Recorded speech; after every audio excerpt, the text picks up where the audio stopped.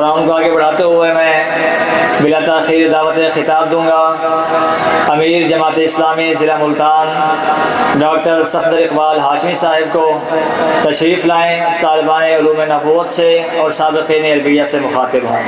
جناب ڈاکٹر صفدر اقبال ہاشمی صاحب، امیر جماعت اسلامی ضلع ملتان۔ الحمدللہ رب العالمین والعاقبۃ للمتقین والصلاۃ والسلام علی رسولہ النبی الکریم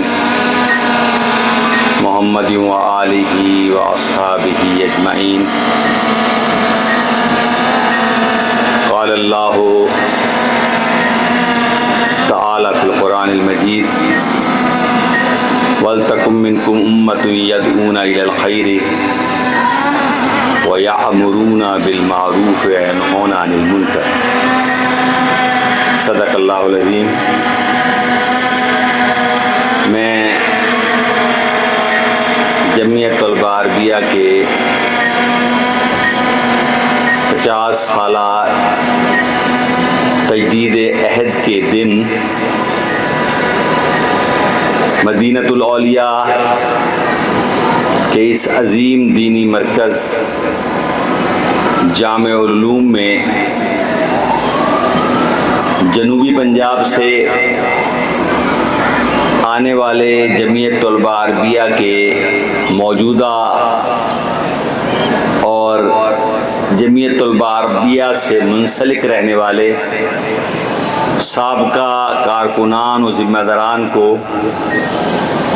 دل کی عطا گرائیوں سے خوش آمدید کہتا ہوں۔ ہم سب اسلام کے سپاہی ہیں، اسلام کے داعی ہیں، اور جو آیت مبارکہ میں نے آپ کے سامنے تلاوت کی ہے جس میں اللہ تعالیٰ نے ارشاد فرمایا تم میں ایک گروہ ایسا ضرور ہونا چاہیے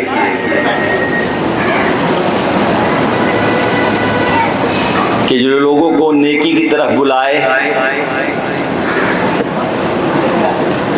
جو منکرات سے منع کرے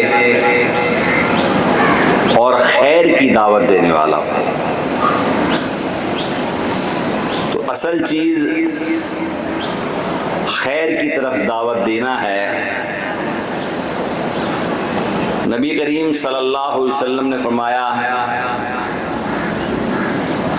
الدین النصیحہ، دین خیر خواہی کا نام ہے۔ یہ انسان کی اپنے نفس اور جسم و جان کے ساتھ خیر خواہی ہے، یہ انسان کی اپنے اعضاء و اقربا کے ساتھ خیر خواہی ہے، یہ انسان کی اپنے خاندان، قبیلے اور معاشرے کے ساتھ خیر خواہی ہے، اور ساری انسانیت کے ساتھ خیر خواہی کا مذہب اور دین ہے۔ اور کوئی دین ایسا نہیں ہے جو دین اسلام جیسا ہو کہ جو ساری انسانیت کے لیے سراسر امن کا، بھلائی کا اور خیر کا داعی ہو۔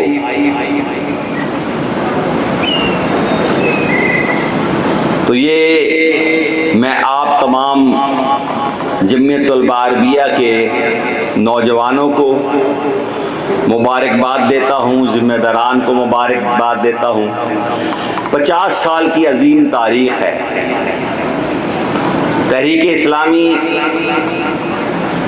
کہ جس کی داغ و بیل سید ابو العلا مودودی رحمۃ اللہ علیہ نے ڈالی، اور ایک مقصد اور ایک نصب العین امت کے سامنے رکھا، اور وہ مقصد تھا قرآن و سنت کی دعوت لے کر اٹھنا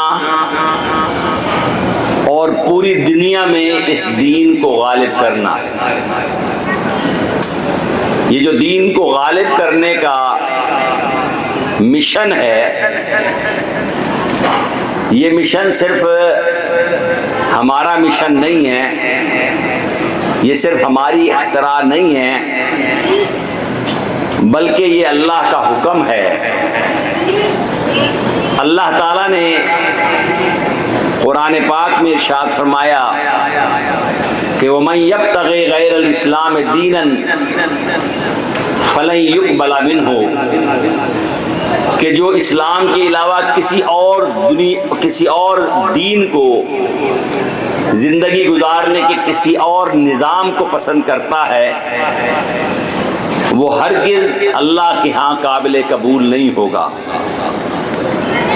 تو گویا کہ ہم ایک ایسے دین کے داعی ہیں جو آفاقی دین ہے۔ یہ مسلک سے، یہ مذہب سے، یہ نسل سے، یہ زبان اور خون کی تفریق سے بہت بالا تر دین ہے۔ اس لیے ساری انسانیت ہماری مخاطب ہے، اور ساری انسانیت تک اس دین کو پہنچانا اور اس کی دعوت کو لوگوں تک بہت بہترین انداز میں، کہ جس کی نصیحت اور وصیت اللہ تعالیٰ نے اپنے نبیوں کے ذریعے سے کی ہے